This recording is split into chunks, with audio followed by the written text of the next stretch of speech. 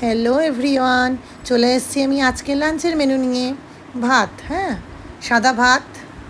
এবারে সঙ্গে কি আছে, রয়েছে আজকে উচ্ছে ভাজা, উচ্ছে লম্বা লম্বা করে একদম ক্রিস্পি করে ভাজা। এইটা হচ্ছে খয়রা মাছ ভাজা, দেশি খয়রা নদীর, সেই নদীর খয়রা মাছ ভাজা। এবারে রয়েছে চাল কুমড়ো দিয়ে মুসুরির ডাল, এটা হচ্ছে চাল কুমড়ো দিয়ে মুসুরির ডাল আর শুকনো লঙ্কা ফোড়ন দেওয়া রাঁধুনির সাথে।